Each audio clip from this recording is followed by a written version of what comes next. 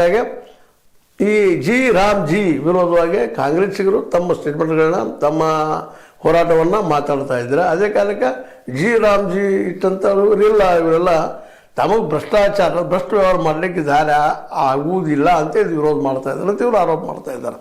ಆದರೆ ಇವರಿಬ್ಬರು ಆರೋಪ ಪ್ರತ್ಯಾರೋಪ ನೋಡಿದಾಗ ಜನಸಾಮಾನ್ಯಗಳನ್ನ ಸಹಿತರಾಗಿ ಪ್ರಾಮಾಣಿಕವಾಗಿ ಭ್ರಷ್ಟಾಚಾರದ ಅಧಿಕಾರ ನಡೆಸುವಂಥವ್ರು ಯಾರಿದ್ದೀರಿ ಜನಸಾಮಾನ್ಯ ಕೇಳ್ತಾ ಇದ್ದಾರೆ.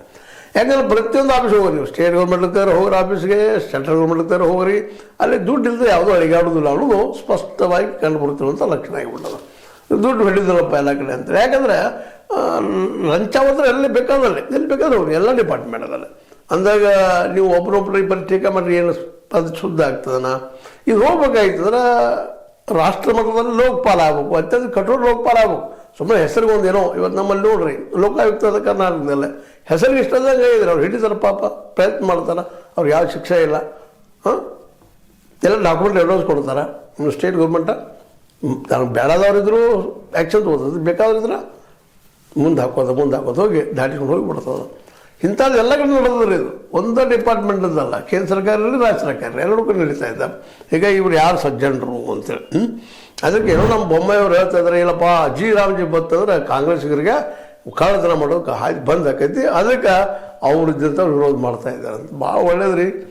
ಮತ್ತು ನೀವು ಆಡಳಿತ ಮಾಡಿದಾಗ ಏನು ಭ್ರಷ್ಟಾಚಾರ ನಡೆದಿಲ್ಲ ನಿಮ್ಮ ಸರ್ಕಾರದಾಗ ಅಂಥೇಳಿ ಕಾಂಗ್ರೆಸ್ಸಿಗರು ಕೇಳ್ತಾ ಇದ್ದಾರೆ. ನೀವು ಮಾಡಿದಿರಿ ಬೊಮ್ಮಾಯಿಯವರ, ನಿಮ್ಮಲ್ಲೂ ಆಗಿದಾವ, ನಮ್ಮಲ್ಲಿ ಈಗ ಅದು ಮಾಡೋಕ್ಕೆ ಹೊರಟಿಲ್ಲ. ಮತ್ತು ನೀವು ಗ್ರಾಮ ಸಭಾ ಅಥವಾ ಗ್ರಾಮ ಪಂಚಾಯತ್ ಅಧಿಕಾರ ಕಳ್ಸ್ಕೊಳ್ತಾ ಇದ್ದೀರಿ, ಎಲ್ಲ ಮೇಲೆ ತಂದು ಹಾಕ್ತಾ ಇದ್ದೀರಿ ಅಂತ ಆರೋಪ ಮಾಡ್ತಾ ಇದ್ದಾರೆ. ಆದರೆ ಅದಕ್ಕೆ ಇವರು ಉತ್ತರ ಕೊಡ್ತಾ ಇದ್ದಾರೆ, ಇಲ್ಲರಪ್ಪ ನಾವು ಮೇಲಿನ ಹಾಕಾಗೈತಿಲ್ಲ, ಮಾಡ್ಲಿಕ್ಕೈತಿಲ್ಲ. ಅದು ಏನಪ್ಪ ಅಂದ್ರೆ ಈ ವಿಶೇಷವಾಗಿ ಈ ಗ್ರಾಮ ಅಭಿವೃದ್ಧಿ ಯೋಜನೆ ರೂಪಿಸುವಲ್ಲೇ ಸೆಕ್ಷನ್ 16 ಅಡಿಯಲ್ಲಿ ನೀವು ಗ್ರಾಮ ಪಂಚಾಯತಿ ಹಕ್ಕು ಸುತ ಅಂತ ಹೇಳಿದ್ರಿ, ಅದೇನಿಲ್ಲ. ಪ್ರತಿಯೊಬ್ಬರು ಕೆಲಸ ಅದನ್ನು ಇಲ್ಲೋ ಗ್ರಾಮ ಪಂಚಾಯತಿಯಲ್ಲೇ.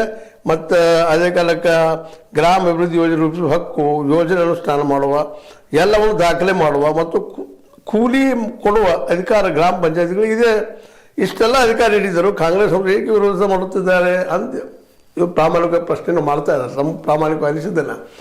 ಆದರೆ ಎಲ್ಲರೂ ಪ್ರಾಮಾಣಿಕರಲ್ಲ, ಯಾರೋ ಪ್ರಾಮಾಣಿಕರಲ್ಲ. ಎಲ್ಲರೂ ಹೇಳೋದು ನಾವು ಇಲ್ಲಿ ನಾವು ಪ್ರಾಮಾಣಿಕ. ಆದರೆ ನಡೆಯೋದೇನು ಸುಳ್ಳಲ್ಲ. ಯಾವುದೇ ಡಿಪಾರ್ಟ್ಮೆಂಟ್ಗೆ ಹೋದರು ಅಡ್ಡಿ ಇಲ್ಲ, ಏನೂ ಇರಲಿ. ಒಂದಂತಿ ಇವತ್ತು ಡಿ ಕೆ ಶಿವಕುಮಾರ್ ಅವರು ಆಹ್ವಾನ ಮಾಡಿದ್ದಾರೆ, 11 ಲಕ್ಷ ಕೋಟಿ ರೂಪಾಯಿ